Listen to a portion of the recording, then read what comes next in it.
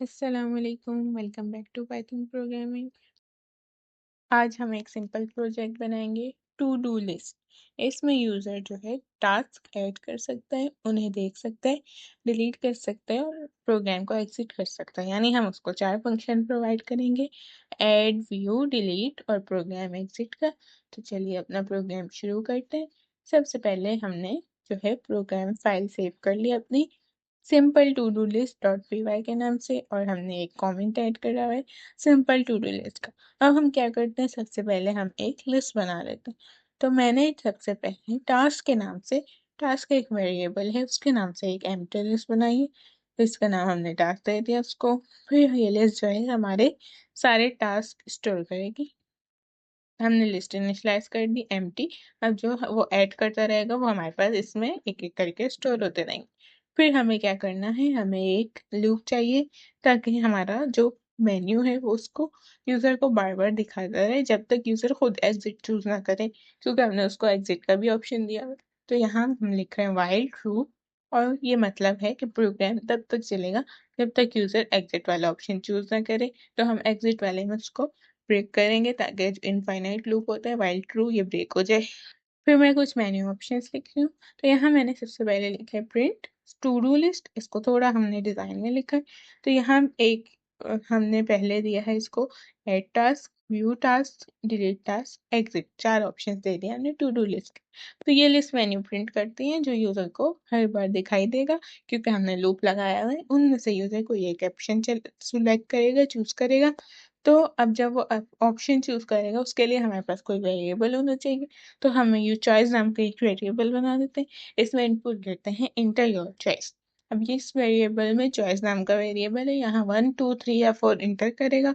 और अगर कोई और कर दिया उसने तो हम एक ऑप्शन रखेंगे इनवैलिड चॉइस का, ताकि उसको पता चल जाए उसने गलत चॉइस दिए। हमने अब क्या करना है, अब हमें कुछ जो है टास्क बनाने ताकि उसके ऑप्शंस के हिसाब से वो टास्क परफॉर्म हो। चॉइस 1 आएगी, 2 आएगी, 3 आएगी और 4 आएगी। और हमारे पास जो है एलिफ में 4 चॉइस आएंगी, एक एलिफ में और एल्स का आएगा जिसमें इनवैलिड चॉइस लिखेंगे। तो मैं जल्दी से लिख लेती हूँ। अब मैंने ये लिख लिया है। अब इसको एक्सप्लेन करते हैं हम लाइन बाय लाइन। हमने जो इनपुट लिया है उसकी कन्वर्जन नहीं की, तो एज ए स्ट्रिंग 1 लिखा है, इफ चॉइस इक्वल टू 1। तो जो भी है उसकी 1 चॉइस है, यानी उसने ऐड करवाना है। तो हम उससे टास्क में ले रहे हैं इनपुट इंटर न्यू टास्क।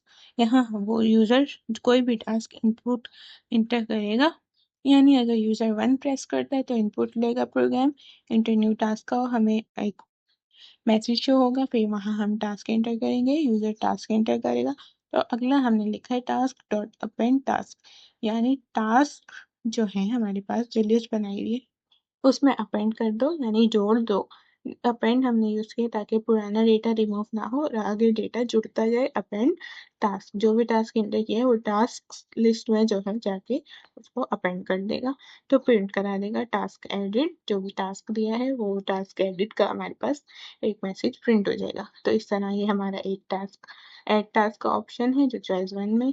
फिर एक चॉइस इक्वल टू 2 किया हुआ है एलिफ में, एलिफ चॉइस इक्वल टू 2। इसका मतलब है अगर यूजर ने 2 ऑप्शन चूज किया मतलब वो अपनी टास्क देखना चाहता है। फिर अगली लाइन में लिखा है इफ नॉट टास्क। तो यहाँ पे क्या चेक करेगा कि अगर लिस्ट टास्क खाली है तो ये इसके लिए इफ नॉट टास्क यूज किया, यानी उसको कोई टास्क ही नहीं मिला। तो मतलब अभी तक यूजर ने कोई टास्क ऐड नहीं किया, तो प्रिंट कर देगा नो टास्क अवेलेबल। अगर लिस्ट में टास्क हैं तो पार्ट चलेगा, एल्स वाला पार्ट चलेगा। अगर लिस्ट में टास्क हैं फिर प्रिंट होगा योर टास्क। ये यूजर को एक हेडिंग दिखाएगा, एक हेडिंग की तरह हमने योर टास्क प्रिंट कराया है। फिर हमने लूप लगाया है for I T in enumerate task और 1। यहाँ इनमरेट एक फंक्शन है जो हर टास्क को एक नंबर के साथ रिटर्न करेगा। तो एनमरेट क्या होता है, ये एक फंक्शन होता है जो हमें लूप में इंडेक्सिंग यानी नंबरिंग और वैल्यू दोनों एक साथ देता है। नॉर्मली फॉर लूप सिर्फ वैल्यू देता है, लेकिन इनमरेट हम यूज करते हैं तो इससे हमें नंबरिंग भी मिल जाती है। इसके लिए हम सिंटेक्स जिस तरह हमने लिखा है आइटरेबल, जिस पे हमें रिपीटेशन करानी होती है, जो हमारी टास्क है यानी लिस्ट, फिर हमने लिखा है 1, तो 1 से शुरू होगा। तो हमारे पास ये इस तरह आ रहा होगा 1, और ये आपका टास्क प्रिंट होगा। फिर से 2 आपका टास्क प्रिंट होगा। इस तरह ये एनमरेट जो है उसको टास्क के साथ नंबर भी रिटर्न करता रहेगा और प्रिंट होता रहेंगे। हमने नीचे प्रिंट कराए यहाँ पे 4i, आई का मतलब है इंडेक्स नंबर जो 1 से स्टार्ट होगा क्योंकि हमने एनमरेट में 1 दिया है। टी का मतलब है टास्क का नाम, तो ये एक एक करके आएंगे और प्रिंट होते रहेंगे। और प्रिंट में हमने लिखा है एफ स्ट्रिंग की तरह, तो हमने कर्ली ब्रैकेट्स लिखा है आई डॉट, यानी 1 आएगा पहले, 1 डॉट जो टास्क है उसमें टी में आएगा वो प्रिंट हो जाएगा। तो ये इस तरह लूप चलता रहेगा, जितने टास्क है उसको एक एक करके नंबर के साथ प्रिंट कर देगा। तो एग्जाम्पल अगर हमने कोई दिया है टास्क स्टडी पाइथन, तो ये इस तरह प्रिंट होगा 1 डॉट स्टडी पाइथन। एक और दिया है डू होमवर्क, तो 2 डॉट डू होमवर्क प्रिंट होगा। इस तरह करके हमारे पास टास्क प्रिंट हो रहे हैं। फिर अगला है हमारे पास डिलीट टास्क का। अब लिखा है हमने एलिफ चार्ज इक्वल टू 3, इसका मतलब है अगर यूजर ने ऑप्शन 3 सेलेक्ट किया तो वो अपनी टास्क को, कोई टास्क जो है उसने ऐड कर दिया गलती से या वो कंप्लीट हो गया तो वो उसको डिलीट करना चाहता है। फिर लाइन आई है इफ नॉट टास्क, ये वही चेक करेगा कि अगर लिस्ट एम्प्टी है, मतलब डिलीट करने के लिए कोई टास्क ही नहीं है, तो वो क्या है डिलीट करेगा। तो इसलिए मैसेज हमने प्रिंट कराया है नो टास्क टू डिलीट, जिस तरह हमने बोला था नो टास्क अवेलेबल ऊपर वाले में, इस तरह हमने इसमें बोल दिया नो टास्क टू डिलीट। और अगर उसको टास्क मिला फिर एल्स स्ट्रक्चर में आएगा। एल्स में सबसे पहले हमने उसी तरह लूप लगाया हुआ है जिस तरह ऊपर लगाया था, तो ये उस तरह हमें सारे टास्क प्रिंट करके देगा। उसके बाद हमने लिया है, हमने बोला है inter task number two delete. Index नाम के वेरिएबल में इंटीजर में हमने इनपुट लिया है टास्क नंबर का, तो वो जो डिलीट करना है उसने, और ऊपर हमने शो करना है उन्हीं में से कोई टास्क नंबर देगा। अब हमने -1 लिखा है आगे। ये -1 इसलिए किया है क्योंकि लिस्ट इंडेक्स 0 से स्टार्ट होता है और हमने यहाँ 1 से शो कराया हुआ है, तो इसलिए हमारे पास जो असल ओरिजिनल इंडेक्स होगा वो 1 कम होगा, लेकिन यूजर को 1 से नंबरिंग दिख रही है क्योंकि, तो इसलिए हमने -1 कर दिया ताकि हमारी ओरिजिनल इंडेक्सिंग 0 से स्टार्ट होती है तो वो ओरिजिनल जाके उसको डिलीट करे। फिर लिखा है हमने एक condition 0 less than equal to index less than length of task. अब इसकी हम बोल रहे हैं कि जो लेंथ ऑफ टास्क है वो, और 0 से इंडेक्सिंग शुरू होती है, तो ये चेक कर ले कि इंडेक्स जो उसने दिया है वो 0 से लेंथ ऑफ टास्क के बीच में है या नहीं। मतलब ये चेक करेगा कि जो नंबर यूजर ने दिया है वो वैलिड है या नहीं। अगर नंबर वैलिड हुआ तो रिमूव्ड में हमारे पास टास्क की डॉट पॉप इंडेक्स, यानी हमने पॉप करवा दिया इंडेक्स नंबर से, तो वो जो इस नंबर उसने दिया है उससे रिमूव हो जाएगा जो हमारा इंडेक्स में, उससे हमारा वो चीज जाके वो टास्क एग्जैक्ट रिमूव हो जाएगा। रिमूव में हमने लिया है ताकि हम उसको शो करवा सके, तो ये उस टास्क को लिस्ट से डिलीट कर देता है और रिमूव में उसका नाम स्टोर कर लेता है। फिर प्रिंट होता है डिलीटेड और हमने टास्क का नाम उसको जो है बता दिया, ये वाला आपका एग्जैक्ट टास्क डिलीट हो गया जो आपने करवाना था। फिर हमारे पास कि अगर ये हमारे पास उसने गलत जी है, उसने जो है टास्क नंबर गलत दिया होगा, गलत एंटर किया नंबर, तो एल्स पार्ट चलेगा और मैसेज आ जाएगा इनवैलिड टास्क नंबर, ताकि हमारी जो है नंबरिंग इंडेक्सिंग के बीच में ही रहे। और अगर उसका गलत दे दिया तो हम बोल दें कि इनवैलिड टास्क नंबर। इस तरह हमने अपना मैसेज शो करवाया। फिर हमारी एक और चॉइस थी एग्जिट की, तो हमने उसके लिए एल्फ एलिफ एक और एलिफ लगाया है। चॉइस इक्वल्स टू 4 स्ट्रिंग की तरह, क्योंकि हम स्ट्रिंग में ले रहे हैं, इंटीजर में कन्वर्जन नहीं की थी ऊपर, तो हमने इसमें प्रिंट करा दिया गुड बाय, क्योंकि उसने हमारा प्रोग्राम एग्जिट कर दिया। और यहाँ पे ब्रेक कंडीशन आएगी, तो इससे अगर 4 प्रेस करते हैं तो प्रोग्राम बोलेगा गुड बाय और ब्रेक स्टेटमेंट लूप तोड़ देगा, मतलब प्रोग्राम एंड हो जाएगा, जो हमारा इनफाइनाइट लूप जो है एंड हो जाएगा। अब ये एंड तभी होगा जब ये हमारी एलिफ चॉइस 4 होगी, तो इसमें आके ब्रेक मिलेगा उसको और वो एंड कर देगा। तो एंड करने के लिए फोर चॉइस देना लाजमी है, और अगर इसने चॉइस ही गलत दी होगी तो एल्स में आएगा डायरेक्ट और प्रिंट कर देगा इनवैलिड चॉइस ट्राई अगेन। तो इस तरह फिर वो लूप दोबारा चलेगा, दोबारा लिस्ट लेगा, दोबारा उसका गलत दी या सही दी उसका जो है जाके वो काम होगा और वो उस काम को प्रिंट करके हमें दे देगा, बता देगा आपका काम हो गया।